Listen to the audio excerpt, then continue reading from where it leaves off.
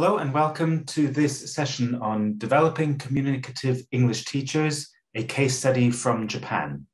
My name is Eric Baber and I'm the Director of Professional Learning and Development at Cambridge University Press. So in this recording, in this session, I will start by giving you a bit of backdrop with regards to the Taiwan bilingual program. We'll then take a look at the case study of the Japan Ministry of Education opportunity that we have, and I'll try to draw some conclusions and recommendations specifically for the Taiwan context.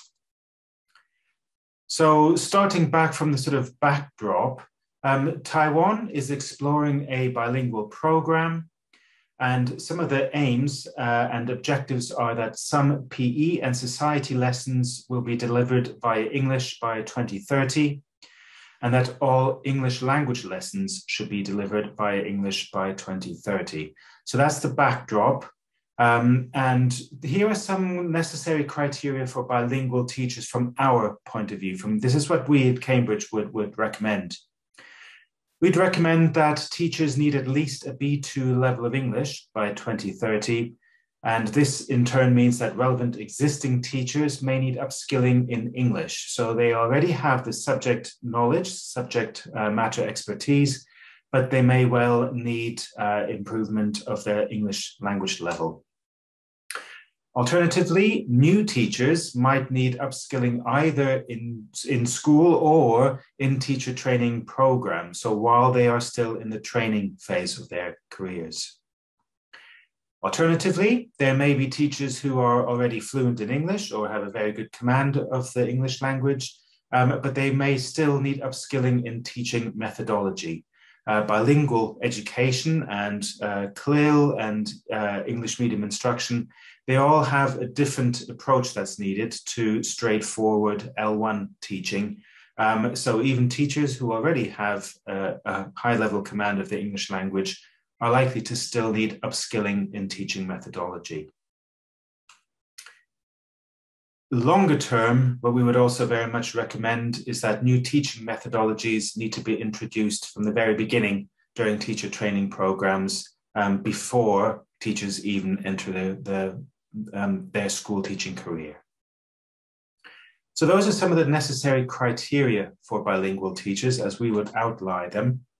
And with that in mind, I'd like to give you a case study, an overview of a teacher development program that we have been delivering for the Japan Ministry of Education.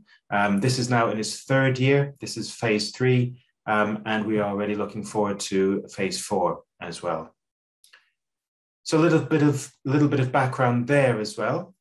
So student school leaver English exams were updated roughly 3 years ago with greater emphasis on spoken English. So the exams were updated. This in turn necessitated that curriculum changes were needed. And this in turn meant that teachers needed upskilling in a much more communicative style teaching methodology. As I say, the program is now in its third year.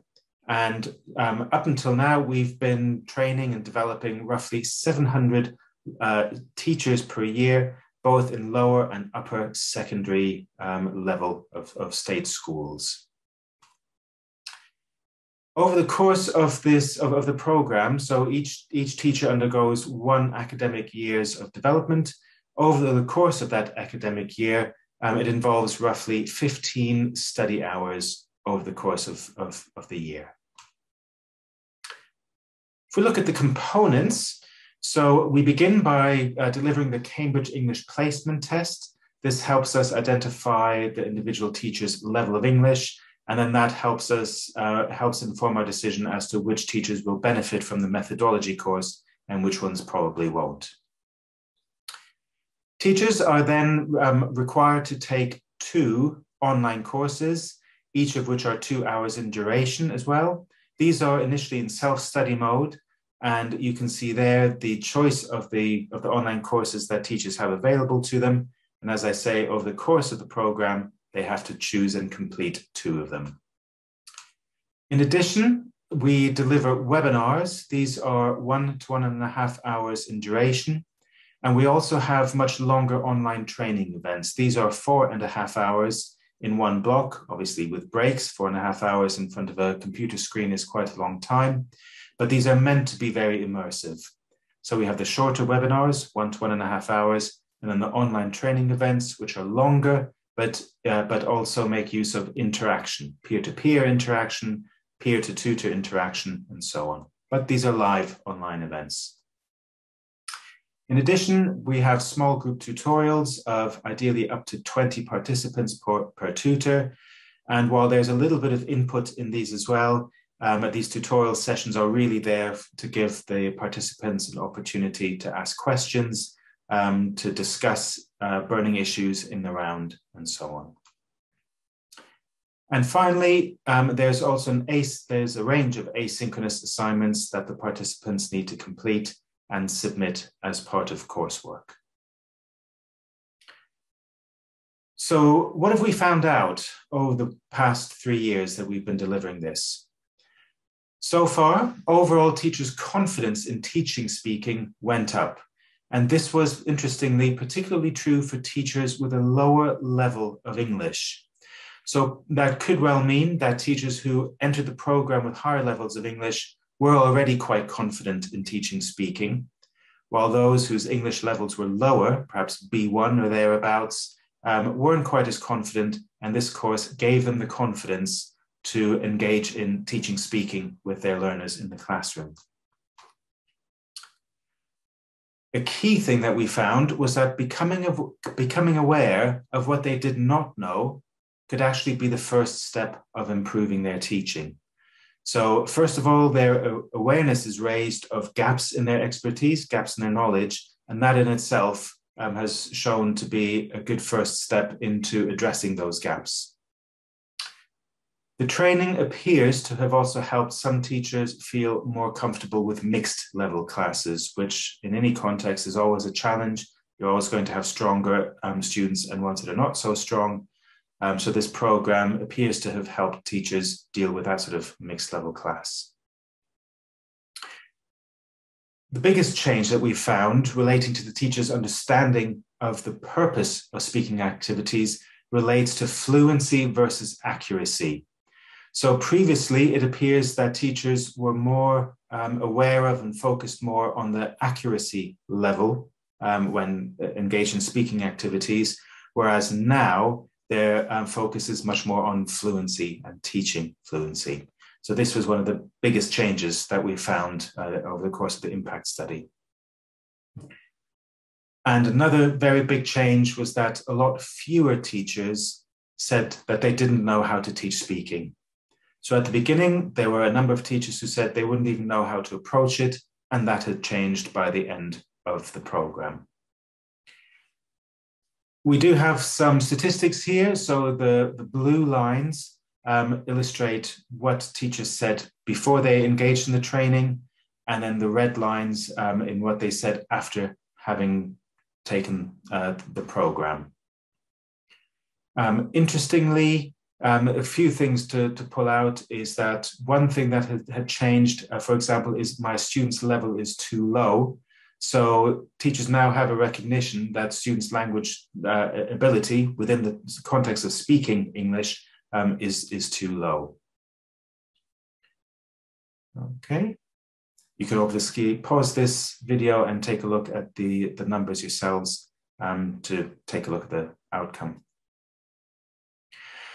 Some of the conclusions and recommendations that we'd like to pull from this then.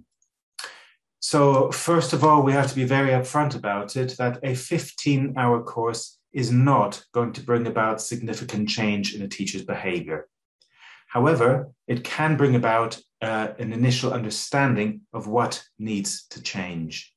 So that goes back to one of the big findings that I referred to earlier on, that teachers were much more aware of their shortcomings and their gaps in knowledge and expertise. So while a 15-hour program is not going to help address every single gap, it will at least help teachers identify areas where they need to develop their teaching skills. The other thing that we have found is that implementing a teacher development program over multiple years which builds upon the previous one will have greater impact. And that's becoming particularly evident now in the third year, where we have a foundation and a development program. So the foundation program in year 3 is for those teachers who are new to this development course, whereas the developing course or subcourse is for those teachers who have engaged with us in years 1 or 2. And we can really see a marked difference in the rate of the development in the development group. So multiple touch points over an extended period of time is definitely preferable. Very fundamentally, though, in order to bring about systemic change, it really is necessary to upskill existing teachers while laying the groundwork throughout the educational system to inform the next generation of teachers. So by all means, focus on your existing teachers, but already now implement changes in the pre-service teacher training courses to make sure that they already have the skills once they come out into the workforce. There are a number of programs to upskill existing teachers that are available. For example, there's the CELT-S aimed at secondary level teachers, the CELT-P at primary level teachers, and there is also a Train the Trainer program which we can deliver, which would help upskill perhaps the senior teachers, the most experienced teachers, who can then in turn cascade that training down throughout a teaching body at whatever scale.